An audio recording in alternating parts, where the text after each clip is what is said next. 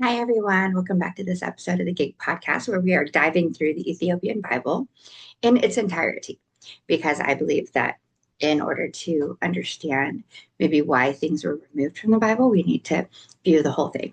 So we're going through it all. And today we're recapping the book of Exodus as we just finished that. And so here's some of the notes that I took on the book of Exodus, and a lot happened.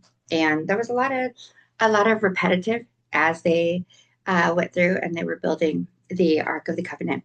But so they kind of repeated themselves, seemingly. But, anyways, it's the details.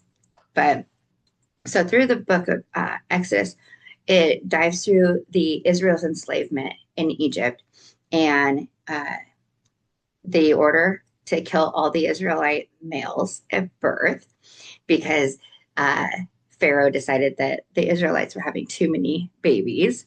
And so he made the order to kill the Israelites, the male Israelites. Moses was born, and he ended up getting adopted by Pharaoh's daughter because of that story from his mom. And then Moses, as an adult, leaves Egypt and went to Midian. And God calls Moses at the burning bush. And Moses is like, I can't do this. I stutter. I don't know how to talk. I'm not eloquent. And God's like, I told you you're called. And so God joins Aaron in with that. And then Moses returns to Egypt. The and Pharaoh ends up putting more pressure on the Israelites because of Moses. And then there's 9 plagues in Egypt because Moses is telling Pharaoh, let my people go. And Pharaoh keeps hardening his heart. And then there's a warning of a 10th plague.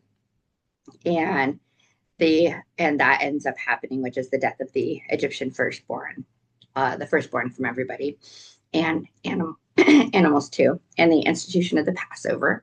And that was that was the 10th plague, basically, was the Passover was when they made the sacrifice. Israelites made the sacrifice, and they put the blood from the sacrifice on the doorposts and the mantle, so that when God passed over, the angel of the Lord passed over, then they would know not to harm anyone in that home.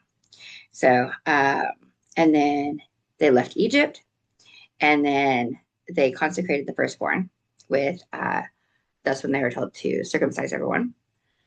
They crossed the Red Sea. So the sea was parted, and they were able to cross on dry land. And then all the Israelites, or all the Egyptian armory, everything was wiped away in the Red Sea because the water was brought back on it. Israel was fed manna and quail from the Lord, and his order was gather manna for 6 days, and on the 7th day rest. And so they were given basically carbs and protein. Go figure, right? And they survived on carbs and protein. And then they were given water from the rock, which is another miracle.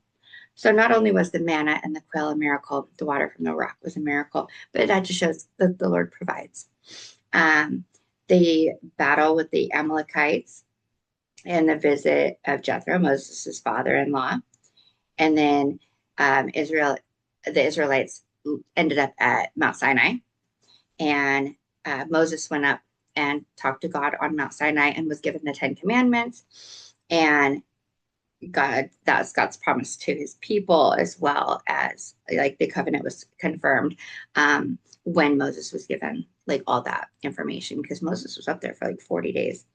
And then the covenant was confirmed. And then there's all the instructions about worship and sacrifice.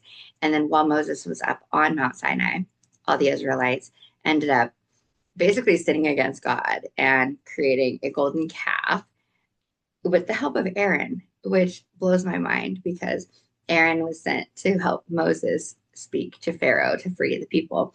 So anyways, Aaron needs some help. But this just shows God's mercy in all of it. And when people are called, they're called. And then Moses because of the golden calf, Moses basically asked God, please spare my people, because what would the Egyptians think if they ended up dying out here, because you're mad at them. So hold your wrath off and let them be. And so God's like, okay, I'll let them live. Moses sees the glory of God. That's when God was like, okay, you sit here and I'm going to pass by. And after I pass by, then you can look at my back, but nobody can look at my face. And then the covenant between God and his people, and some more instructions concerning worship, and then instructions concerning the Sabbath. And then the last chapter was about, the last part of it was setting up the tabernacle, where there was going to be worship. And so with all of that, a lot happened. And so basically the Israelites were freed. And again, the Israelites are the 12 tribes of Israel, which is the 12 sons of Jacob. So when we say Israelites, we're talking about the sons and their lineage. It's not necessarily a location. It's a tribe. It's all the tribes of people. So coming into present day time, when we talk about Israel, Israel is a location. However, God was very clear in the Bible that the 12 tribes of Israel will be spread throughout the earth. And so there is some information that's come out, some records and facts, artifacts, whatever, that show kind of where the tribes had gone and settled down. And I won't get into any not provable information, but there are suggestions that there are at least one of the tribes of Israel on each continent. So anyways, that's pretty cool. So definitely creates a broader picture when we talk about current day Israel. So anyways, I love you guys. I think that this is going to be getting really interesting. We're getting into the next book, which is Levitical law. And it's a lot. So Levitical law is Leviticus, and then Numbers. And then let's see, just Exodus, Leviticus, Numbers, Deuteronomy. And so we're getting into kind of more details for the Old Testament and the way things were, the old law.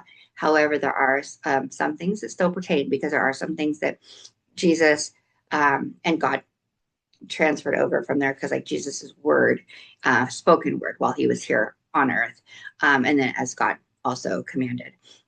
So as we go through into the New Testament, there are some things that still pertain from Levitical law, and it's really interesting. So anyways, I love you guys. I hope you make it a great one, and come back for the next episode.